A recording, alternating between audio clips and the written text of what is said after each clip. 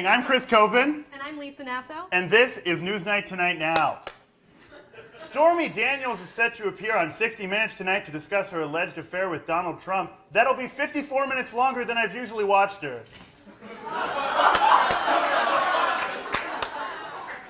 A Pennsylvania school announced this week that they will begin arming students with rocks in the case of a school shooting, finally updating the phrase, rock, paper, scissors, don't shoot.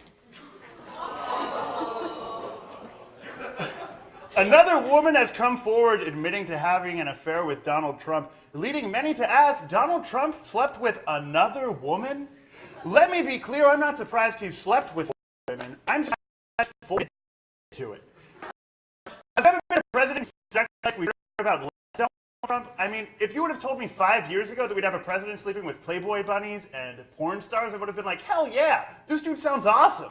But now every time another woman comes out, it's like, come on, ladies, have some self-respect.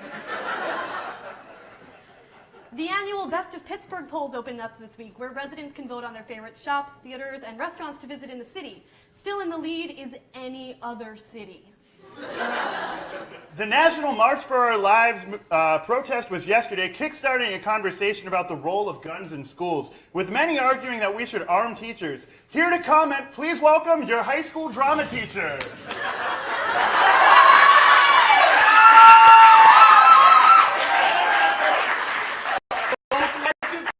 I'm so proud to shine so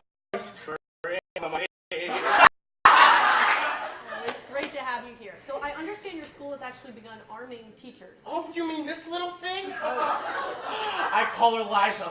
Liza with a Z. Whoa, be careful with that kid. Oh no, I'm safety trained, stage combat level 4. I don't know if that actually makes you Oh, qualified. nonsense. I love my little cherubs. I protect them with Liza. So has the classroom helped the learning environment at all? Oh, absolutely. Every day we do an improv, and sometimes I'll just throw her in there just to see what the kids do. Yes, and, yes, and. So you're actually giving the gun to students? That seems significantly Oh, more no, dangerous. they love it. Sometimes we pass it in a circle. We call it the talking gun. I talking gun. Anyway, so students feel safer with this? Oh, absolutely. Honestly, I think it gives a whole new meaning to the term safe space. And it really elevates my teaching as well. How's that? Well, sometimes we'll be doing an exercise, and I'll give the gun to one of the students in class, and I say, point it at your neighbor. It really gives them that primal fear instinct, you know what I mean? I mean, of course, the safety is... Oh, well, the safety's usually on. You're doing that every day? Oh, absolutely. They love it. And sometimes when they're being bad, I stand up in the middle of the class and I point the gun to myself and I say, this time, I'm really going to do it, and it's going to be your fault because you can't act!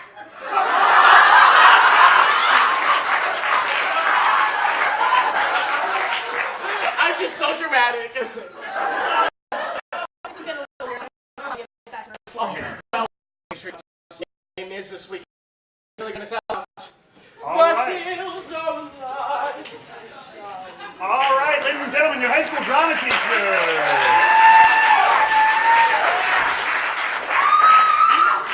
It was announced this week that NSYNC will be receiving a star on the Hollywood Walk of Fame. It's about time, said Diane from HR.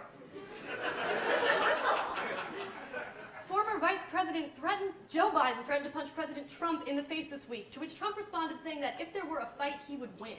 Now, as a woman in America, I would just like to say that you guys are both so strong and really pretty, okay? But regardless of how punchable the president's face may be, I think it's insane that this conversation even had to happen. Remember when we were worried about having a female president for fear she might be too emotional for the job? You think a female president hypothetical punch? No. She'd spend an hour writing a strongly worded email and then probably decide not even to send it.